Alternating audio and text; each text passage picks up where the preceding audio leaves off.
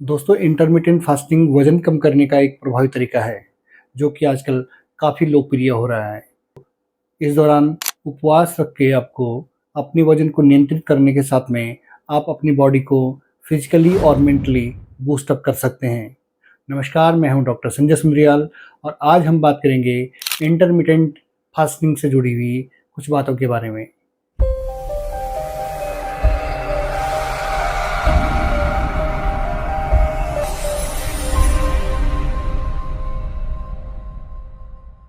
तो आइए जानते हैं कि इंटरमिटेंट फास्टिंग कैसे किया जाता है।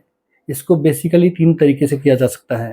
पहला तरीका होता है 16-8, दूसरा तरीका है 5-2 और जो इसका तीसरा तरीका होता है वो होता है अल्टरनेट डे फास्टिंग का। तो आइए अब जानते हैं कि ये क्या होते हैं। जब बात करते हैं हम 16-8 की, इस दौरान आपको 16 घंटे की फास्टिंग करनी होती है। बाकी जो 8 घंटे होते हैं उस दौरान आपको 2 सॉलिड डाइट लेनी होती है जिसमें हाई कैलोरी फूड हो सकता है। बाकी 16 घंटे के दौरान आपको फास्टिंग करनी होती है। इसे आप ऐसे भी समझ सकते हैं कि आप सुबह 10 बजे कोई सॉलिड खाना लेते हैं, इसके बाद आप शाम को सीधे 6 बजे कोई सॉलिड खाना लेते हैं। इसके बाद 16 घंटे आपको फास्टिंग करनी होती है।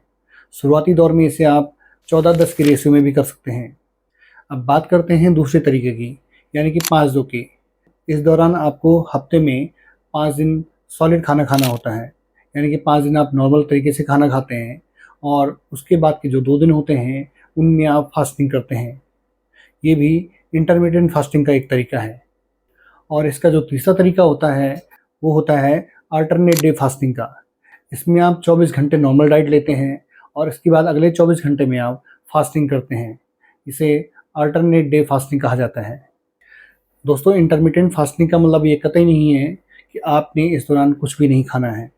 आप फास्टिंग के दौरान कम कैलोरी वाला खाना जैसे कि सलाद, कम कैलोरी वाले फल, नींबू पानी और नारियल पानी का इस्तेमाल कर सकते हैं।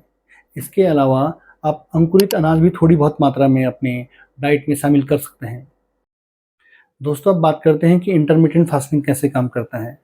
जब भी हम कैलोरी लेते हैं, जब भी हम खाना खाते हैं, तो बॉडी इस कैलोरी को अपने कामों में खर्च करती है, जैसे कि बॉडी अपने मूवमेंट में, मेटाबॉलिज्म में, ऑक्सीडेशन में और हीट प्रोडक्शन में इस कैलोरी को खर्च करती है। इसके अलावा बॉडी की जो भी एक्टिविटी होती है उन सब में इस कैलोरी का इस्तेमाल किया जाता है।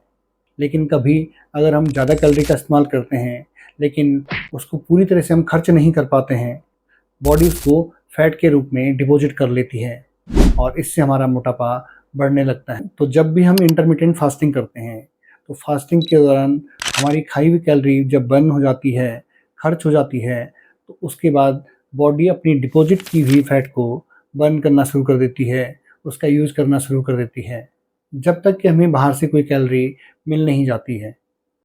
तो दोस्तों, आइए जानते हैं इंटरमिटेंट फास्टिंग हमें कैसे मदद कर सकता है। सबसे पहले ये हमारे वज़न को नियंत्रित करने में हमारी काफ़ी ज़्यादा मदद कर सकता है। ये हमारे वेट को काफ़ी अच्छे से मैनेज कर सकता है। इसके अलावा हमारे शुगर लेवल को पूरी तरह से कंट्रोल करने में हमारी मदद करता है। इंटरमिटेंट फास्टिंग हमारी बॉडी को ऑटोफैगी की तरफ ले जाता है और साथ में हमारी फिजिकल और मेंटल हेल्थ को इम्प्रूव करता है।